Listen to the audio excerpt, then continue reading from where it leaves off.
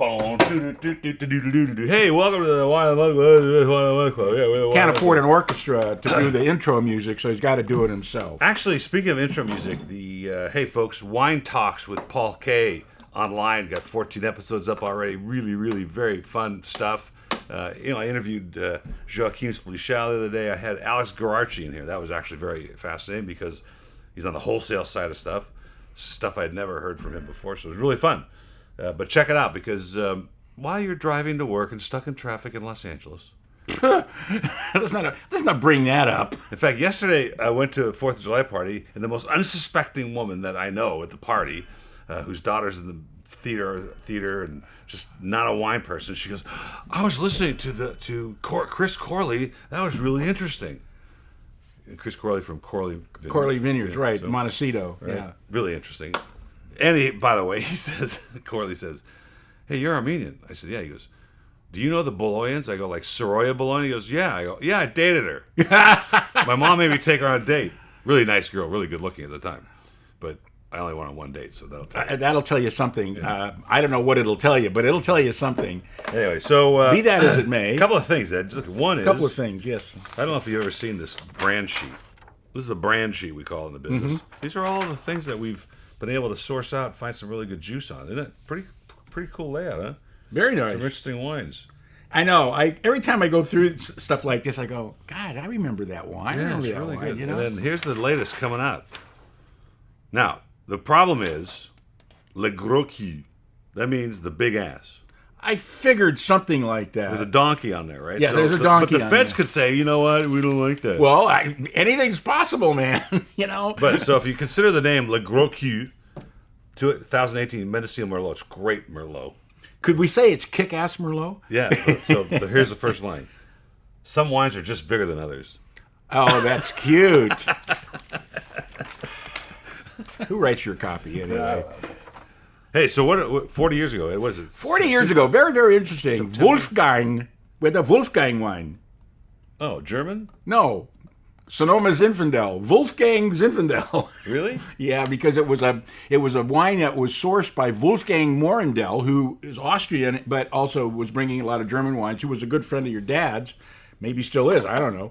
And obviously, back then you could buy wine pretty cheap, so he had this single vineyard. Sonoma County Zinfandel was $5 a fifth. Speaking of Germans in the wine business, Henry Price emailed me the other day. Oh my God! Remember him? Yes, of course. I used to work with Henry. I used to sell. He saw something on LinkedIn or something. He sent me a message. Well, he's still bringing in Bergweiler, which is one of the best German estates there is. Yeah. And the white was really interesting. It was a Grave del Friuli, which means Grave del Friuli, which basically means the gravelly soil of Friuli. But the grape was Tokai Pinot Gris, which is Pinot Gris, which is pretty interesting because I think that's probably the first one I'd ever tasted back then, and it was a '77 vintage. Huh. And your dad made. I don't remember either one of those. Your dad, I don't either. And I would have been in the store then. But I remember your dad's write-up on it was very interesting because I read the write-ups too to see if there's anything new there. But all I can tell you is. Ching, you know what I'm saying? Hey. Well, this year... That's it. Yeah. Hey, welcome to the Classic Series here at the Original Wine of the Month Club, 1977, Ed. 77, Ed, what? No, 79. My brain is like smushed today.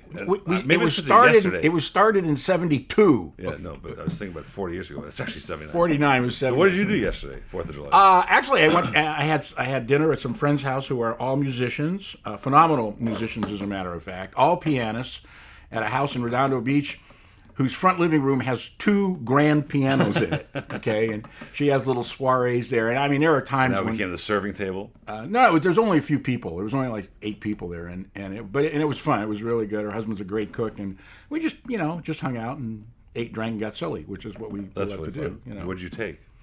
What did I take? Interesting. I took a 1790 Pinot Noir, which everybody loved. Oh, I had a bottle of that, and that was so good. That is just an amazing bottle of wine. Oh, speaking of amazing bottles of wine, the age on that wine is done. It's starting to come around. In fact, do you remember this hang time Pinot we did? Yeah, I remember that. Okay, so I went to my friend's house for 4th of July, and he hadn't planned, I don't know what he was doing, but they hadn't planned the wine thing very well, so I kept going into his cellar, and I didn't want to take out his Chateau Talbot and stuff, so I found this bottle of hang time. I go, I kind of recognize that label. So I pull it out, and I look at it's 2012. Yeah, but that's Scheid Vineyard, Paul. Remember, that's Scheid. Well, this is a great vineyard, man. People were freaking out. Well, I'm not surprised. I'd be surprised if they weren't, because you're talking about a great vineyard. The people, like the first one I poured for, I thought, well, taste this. She goes, this is really good. I go, well, let me taste it, because I didn't know. I didn't know it was ours. My sticker wasn't on that bottle. It was on the next bottle. So somebody missed it. Okay, anyway. this wine right here, impressed. Now, I drank a lot of wines. I mean, really, probably 100,000 different wines. And I remember, believe it or not, most of them. Very few wines have impressed me as much as this one. I was totally blown away by this wine. First of all, because it's Petit Verdot. There's a reason why people don't bottle Petit Verdot. It's an addition grape. It's not the main star. But I don't know what these guys did or what else is in here, because they wouldn't tell us. I'm sure there's some Cabernet Franc in there. But my God, this wine is out of this world. It feels like it. I mean, it is so damn good. I think they left a little RS in there just to soften it up a bit, because Petit Verdot is kind of harsh by itself. Well, if you get it ripe enough, it's going to lose that harshness, but you want some of that harshness in there. I think this wine's absolutely stunning. It is very good, and that's why it's called Impressed, because I was impressed with it. And we actually sold out. You had nothing to do with the name, okay? Let's put that out there right now. We sold out of it, and we were asking now for a sample of the 18. We don't substitute vintages here very often, but the wine's been so popular that we're going to taste the 18 and see if it's the same character. I mean, $19.99 on the shelf, $8.99 reorder price. You will never find a wine that's good for $8.99. I don't care where you go. I mean, a wine is out of this world. I'm going to do that. I'm going to start buying these things I've seen on the shelf. $8.99, $5.99, $7.99, and just compare them one day. Just put them. I know they're not as good because I know exactly what they're going to get. No, members, send him an email and say you want to be on that panel too, and he'll record your responses, and then we'll see. Then we'll see. Then you'll see. Then you'll see. That's a 95, 97 for me. I'm a 99. 99. I go 100, but because it's the best Petit Verdot I ever tasted. Now, oddly, since you're talking about German wines 40 years ago, and this was brought to me, and I kept looking at it, going, "Okay, there's something wrong," because we're featuring this at what is it, $18.99? You get more for $7.99. I'm going, there's something wrong with that, because the pedigree seems to be very high in this one. Seems to be very high. You're talking about Dr. Fisher, which is one of the best premier producers in the Mosel. Oh, old Doc Fisher? Yeah. What's he doing these days? Different old Doc Fisher. He's talking about Doc the Fisherman. He doesn't forgot the last name. Anyway, I start to read about this wine. I go, "Are you kidding me? That's really good. This is unbelievable." I mean, just based on the prep, the people involved, it is unbelievable, and it delivers. It's classic. It's not this overly sophisticated Riesling, but Riesling is such a great noble grape and has got so much character to offer in a variety of styles. But for a sort of entry-level style, this is really sophisticated. Unbelievable. And I even called the wholesaler, and they go, we don't know how we got that, but we know we don't have any left. It's not part of our portfolio, which happens every now and then. I bought some wines from people that don't sell them, but they were selling them. And how do you explain that? But I don't care. This wine's amazing. $7.99. We call it medium dry. And so, I don't sense sugar, but it's certainly got fruit. Great acid. Got great acid. So, no, I'm at a 98 on this. I think this wine is absolutely gorgeous. Of course, I give German Riesling a 98 to start with, because that's probably my favorite wine. I'll go 98. It's missing some of that soil component, right, a little bit of slate and granite. Spice, and you get a ton of apricot. You get a ton of Riesling, is what you get. The nose is, it's got a little bit of that kerosene, but it's still got stone fruit. Mm-hmm. Wow. Little white peach, yeah, beautiful stuff. C'est vrai, c'est bien, c'est très, très bien. So I had my French lesson this morning. Yeah, let's see. Today's French teacher lives in Paris, Alexandra. She's a young girl who's trying to make some money in a French teaching business. And this is an amazing technology. You can get on anywhere in the world. It's called italki.com. You want to learn a language, forget Rosetta Stone and Babel, all this stuff, though they help. But you need to speak it. Whether it's you don't know a word and you want to start, or you want to, it can be Turkish, it can be Arabic, doesn't matter. There's lists of teachers. You pay $7 for a half-hour conversation with them just to see who they are. It can be conversation in English. And if you like them, you can log on to them. You pay. The italki is like a broker for the fee. If it doesn't work out one day, you can get your money back. It's amazing. This is the wine we tasted like 2 months ago, right? Mm-hmm. That you said, I can get a really good buy on this wine. Are you interested? And I said, absolutely. It's still unbelievable. It's a great wine. I mean, it really is. I mean, I get paid to say I like all the wines we feature, okay? So I don't have to like them. I just have to say it. But the fact is, you taste wines like this and you go, this is unreal. This is absolutely unreal. I bought this for a couple of reasons. One is complexity. Two, it's Mendoza, and we don't get a lot of Mendoza cabs in this price range. You just don't get them. How about none? They're expensive. Yeah, how about zero? And, the way these things come to us once in a while, it's just like the spicy goat Paul, Riesling. Without knowing what it is, put your nose in the glass and tell me the first thing comes out is where it came from is. Yes, it's for sure the green peppers and the but I'm getting some soil and licorice components that I get out of Napa Valley, Oh, I don't know. Yeah, you're right. There's that vegetable Napa Valley character in there for sure. But it's a different version of it. Like yesterday we had some Trinchero at the party, and, it was clearly the vegetation of Napa. The next to we had a Chateau Talbot, and that had some veggie too, but it was different vegetables. Wow. Well, now we've got a vegetable critique on our hands. Let's talk about the wine. I'm amazed. Rare form today. Yeah, it's the drugs. Thank you. And for my next trick, all right.